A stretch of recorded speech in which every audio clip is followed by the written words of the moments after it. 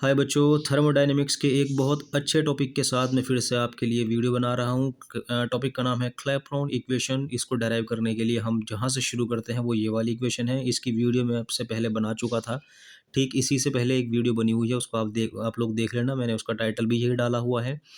तो डी का मतलब होता है डिफ्रेंसिएशन। बाकी मैं आपको बता दूँ कि कोई चीज़ जैसे U1 से U2 हो गई, यानी कोई चीज़ 7 थी 9 हो गई, तो मुझे डिफरेंस निकालने के लिए क्या करूँगा, delta U is equal to U2 minus U1। U2 कितना है 9, U1 कितना है 7 इज इक्वल टू कितना 2। यानी ये डेल्टा मुझे बताता है कितना बदलाव आया। बहुत बड़े बदलाव के लिए हम डेल्टा का यूज़ करते हैं और बहुत छोटी सी कैलकुलेशन के लिए, बहुत छोटे से बदलाव के लिए हम लोग डिफरेंशिएशन का यूज़ करते हैं। यानी एक तरीके से 1 लाख रुपए में 1000 मायने रखते हैं, 1000 में 100 मायने रखते हैं और 100 के अंदर पैसे। समझ गए ना? छोटे छोटे लेवल के लिए, छोटी कैलकुलेशन के लिए हम डिफरेंशिएशन का यूज़ करते हैं। तो एक तरीके से डेल्टा ही है, जिसको अगर मैं लिखना चाहूँ तो मैं ऐसे लिखूंगा, delta G is equal to G2 minus G1 लिख सकता हूँ मैं। ठीक है, तो इस इक्वेशन को मैंने डेराइव कैसे किया था, आप लोग डेराइव कैसे किया था आप लोग इससे पहले वीडियो में जाकर देख लेना। ठीक, ये है change in Gibbs energy, change in pressure, change in temperature. अब सपोज आपको क्या करना है, थोड़ी सी बात सुननी है और यही आपको लिखना है। अगर आप लोग कॉपी पेन लेकर बैठे हो, देखो सपोज कोई फेज़ है मेरे पास जैसे लिक्विड, तो phase A converts into phase B. Liquid से क्या बन जाता है, वेपर। मैं फेज़ का नाम ले रहा हूँ, कोई प्रॉब्लम नहीं है। फेज़ क्यों ले रहा हूँ, क्योंकि लिक्विड से सॉलिड, सॉलिड से लिक्विड, गैस इस तरीके से बदल सकते हैं। लेकिन फिलहाल आपको ध्यान रखना है, मैं जो बात कर रहा हूँ वो है लिक्विड से गैस। तो ए कन्वर्ट हो रहा है कहाँ में, बी में, at constant temperature and pressure. बस इतना कहना था मुझे, कॉन्स्टेंट टेम्परेचर एंड प्रेशर। यानी जो आपका डी पी है, P2 माइनस P1, यानी अगर ये 2 है तो -2 ही होगा, क्योंकि ये चीज़ कांस्टेंट है। कांस्टेंट है तो बोले तो dp क्या निकल कर आ जाएगा, 0। और मैंने कहा है कि कांस्टेंट टेम्परेचर, कांस्टेंट टेम्परेचर बोले तो T2 माइनस T1, यानी ये भी 2 ये भी 2, क्योंकि कांस्टेंट है ना, ये भी 0। तो मैंने बहुत ये बात आपके लिए लिख दी, dt is equal to 0, dp is equal to 0। और ये रखने की देर थी, यहाँ रखने की देर थी 0, मल्टीप्लाई किया 0, यहाँ रखने थी 0, मल्टीप्लाई किया 0। कुल मिलाकर मेरे पास डेल्टा जी कितना आ रहा है, डेल्टा जी कितना आ रहा है, D G is equal to, जो भी आपको बोला था, जी बी माइनस जी ए, यानी G2 माइनस G1 बोला था ना आपको मैंने। ये फाइनल होता है, ये इनिशियल। तो फाइनल था आपका बी और ये है इनिशियल, क्योंकि ए ही तो कन्वर्ट हो रहा है बी में, तो फाइनल में से इनिशियल माइनस कर देते हैं। लेकिन ये जो चेंज आ रहा है निकल के क्या आ रहा है, 0 क्यों आ रहा है, क्योंकि मैं ये चीज़ कह चुका।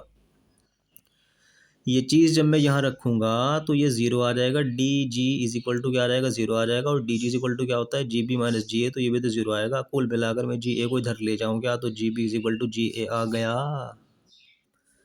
ये बात आपको याद रखनी पड़ेगी। अब आगे बढ़ जाओ, इनके अंदर ये वैल्यूज़ रखो। सपोज मैंने ए को बी में कन्वर्ट किया ना, है ना, तो पहले ए के लिए हम अगर इसको लिखना चाहें तो कैसे लिखेंगे, ऐसे तो लिखेंगे ना, देखो ये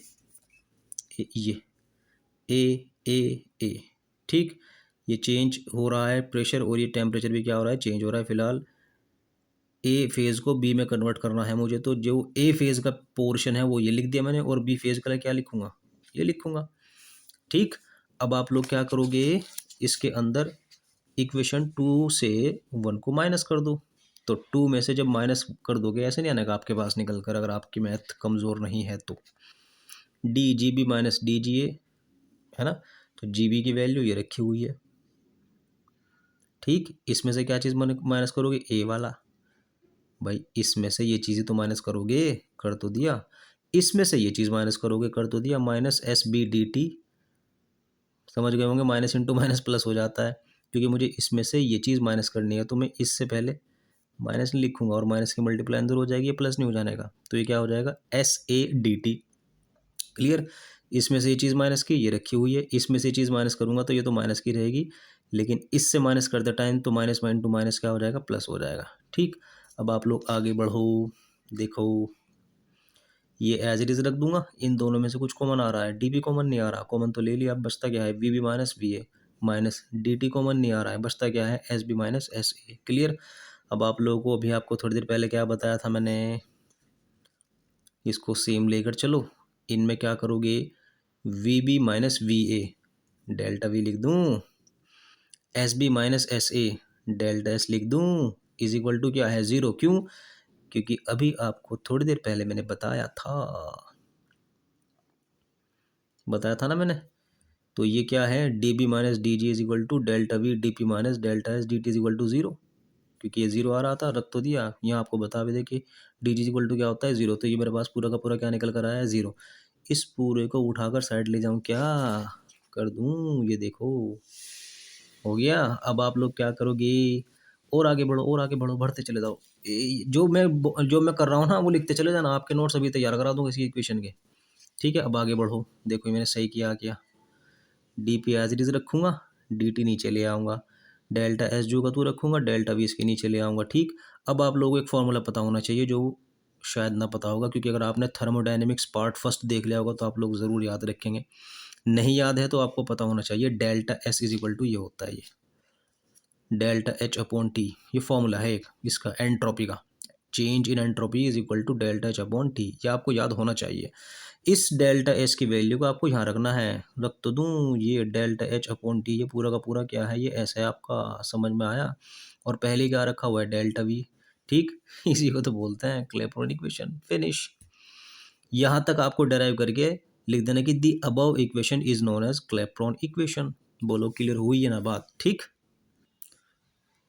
अब हम इस इक्वेशन को आगे ले जाते हैं, कैसे, जैसे डेल्टा वी है ना, मैंने आपको कहा था कि ए से बी में कन्वर्ट हुई कोई चीज़, है ना। आपको पता क्या करना है, मान लो कि कोई लिक्विड से वेपर में कन्वर्ट हो गया, क्लियर।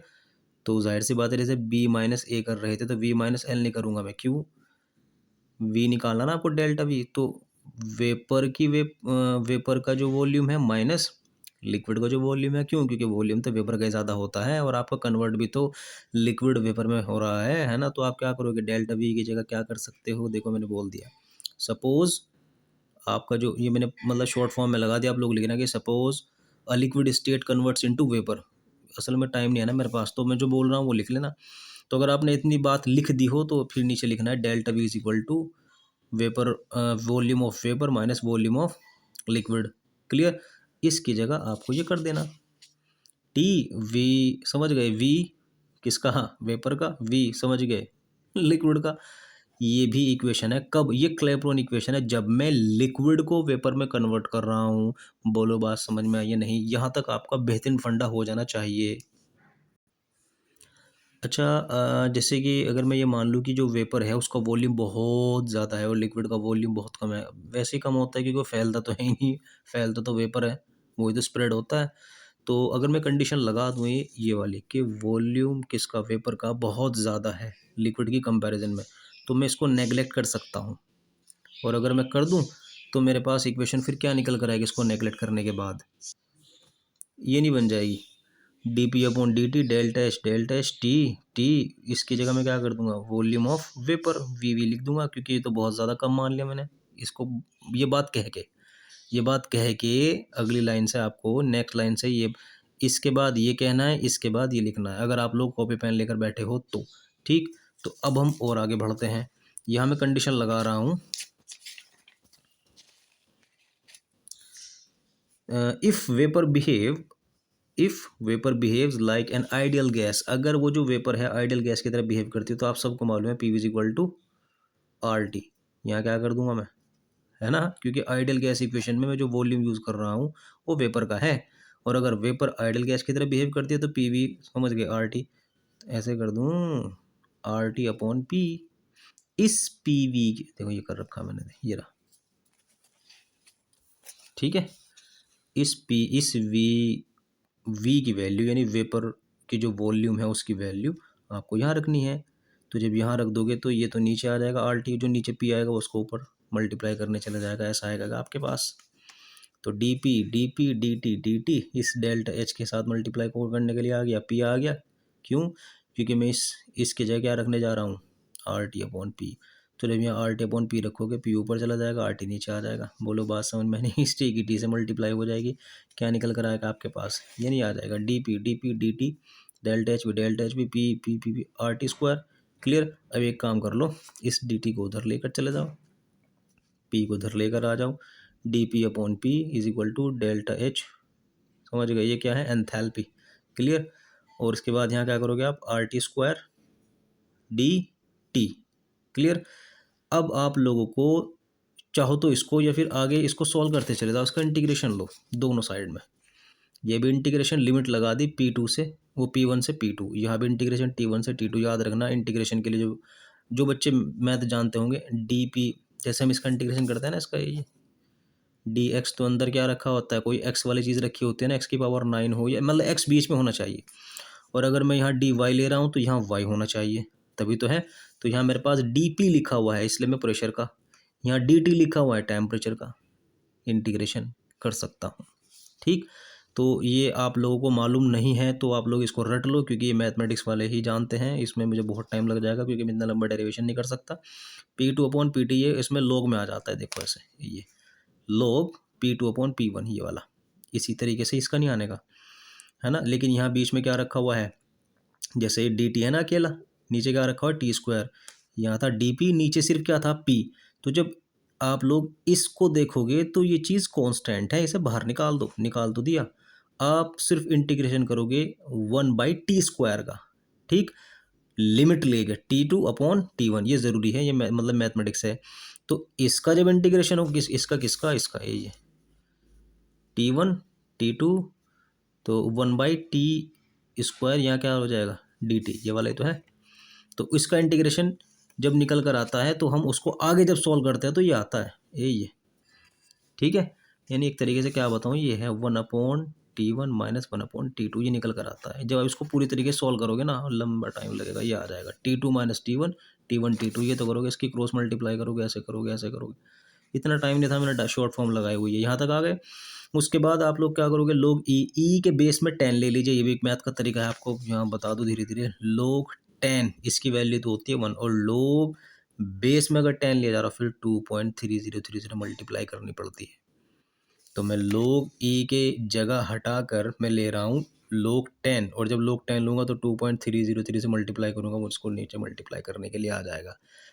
सब कुछ जो का तू है, ये मेरे पास अब जो इक्वेशन आ गई, क्लॉसियस क्लैपेरॉन इक्वेशन, ये भी आपके डराइव करके दिखा दी, जिसका मैंने वादा किया था। तो इस वीडियो के अंदर मैंने एक तीर से दो शिकार कर दिए, पहले मैंने आपको ये बताया, और उसी इक्वेशन को आगे ले जाते मैंने ये कंसेप्ट भी इसके अंदर ऐड कर दिया। यानी कुल मिलाकर इस वीडियो के अंदर मैंने आपकी 2 इक्वेशन पूरी कर दी। आप लोग कॉपी पेन लेकर बैठे थे तो बहुत अच्छी बात है, आपकी वीडियो तैयार, वीडियो मेरी तैयार हो गई है, टॉपिक आपका क्लियर हो गया। Thank you.